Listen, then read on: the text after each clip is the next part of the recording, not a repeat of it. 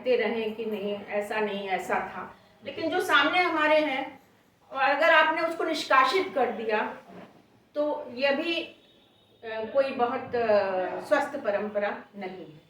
तो यह कुछ प्रकरण हैं जो कहीं कहीं लगता है कि कैसे हुआ, लेकिन जो मुझे सबसे आदर्श जो लगता है, मैं आचार्य रामचंद्र शुक्ल का रावण के लिए जो उन्होंने कहा है, मैं उसको थोड़ा सा उद्धृत करना चाहती हूँ। यह गोस्वामी तुलसीदास में आचार्य रामचंद्र शुक्ल ने ये लिखा है, जिस प्रकार राम राम थे उसी प्रकार रावण रावण था।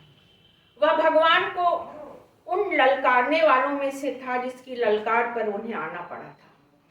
बाल कांड में गोस्वामी जी ने पहले उसके उन अत्याचारों का वर्णन करके जिनसे पीड़ित होकर दुनिया पनाह मांगती थी, तब राम का अवतार होना कहा है।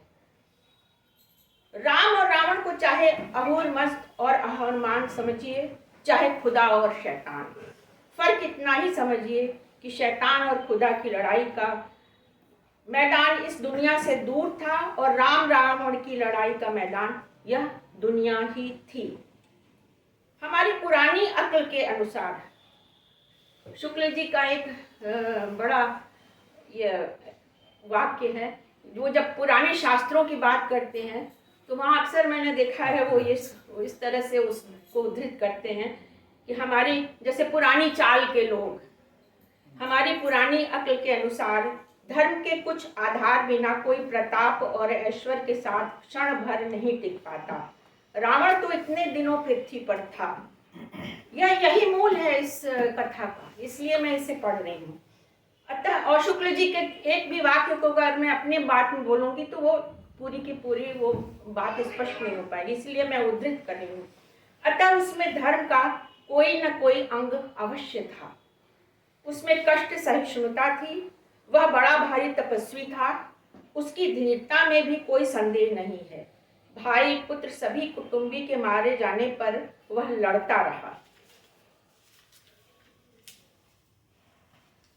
अब रहे धर्म के सत्य और आदि अंग जो किसी वर्ग की रक्षा के लिए आवश्यक होते हैं, उनका पालन राक्षसों के बीच अवश्य करता रहा होगा। उसके बिना राक्षस कुल रह कैसे सकता था? पर धर्म का पूर्ण भाव लोक व्यापकत्व में है।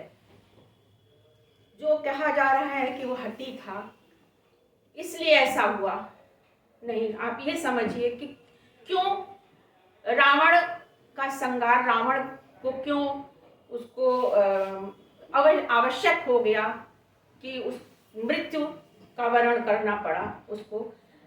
उसके बिना राक्षस, उसमें धर्म था, पर धर्म का पूर्ण लोक व्यापकत्व में है। यूं तो चोर और डाकू भी अपने दल के भीतर परस्पर व्यवहार में धर्म बनाए रखते हैं।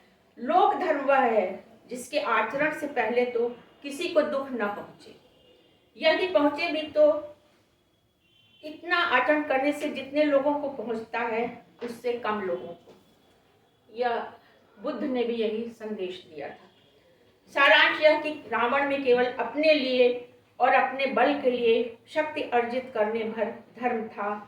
समाज में उस शक्ति का सदुपयोग करने वाला धर्म नहीं था। रावण पंडित था, तपस्वी था, राजनीति कुशल था, धीर था, वीर था, पर सब गुणों का उसने दुरुपयोग किया। उसके मरने पर उसका तेज राम के मुख में समा गया। तो असली बात यही है कि वह लोक धर्म, उसका जो आप लोगों ने कहा समाज का विस्तार अपने लिए कर रहा था, अपने अहंकार के लिए कर रहा था। उसमें लोक मंगल नहीं था, वो लोकहित के लिए।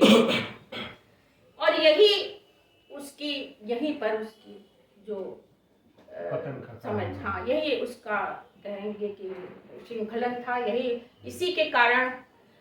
और वैसे तो अंत में यही होता है कि ये राम था और राम थे और रावण था, और यह युद्ध होना ही था। ये तो हम लोग कह ही देते हैं, लेकिन ये भी तुलसीदास ने ही कहा है कि सिया राम मैं सब जग जानी, करहु प्रणाम जोड़ तुम पानी। तो इन्हीं शब्दों के साथ मैं बहुत बहुत बधाई दे रही हूँ।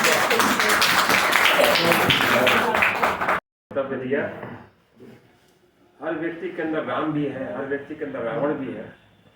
हम जिसको जितनी खाद पानी देते हैं वो उतना बढ़ता जाता है। दोनों का अस्तित्व हमारे अंदर है। और ये जो साहित्यिक संवाद हुआ, साहित्यिक गोष्ठी हुई, साहित्यिक विमर्श हुआ, इसी किताब के बहाने हुआ कि कई पक्ष जो लोग नहीं जानते थे वो भी सामने आए। और ये होता इसीलिए है कि हम आपस में विमर्श करें और फिर कोई नई चीज़ पैदा हो। और गौर साहब ने वही काम किया। और उजाले का महत्व तभी है जब अंधेरा होगा, अंधेरा नहीं तो उजाले का महत्व नहीं होगा। इसी भूमिका के साथ में जितेंद्र मिश्र का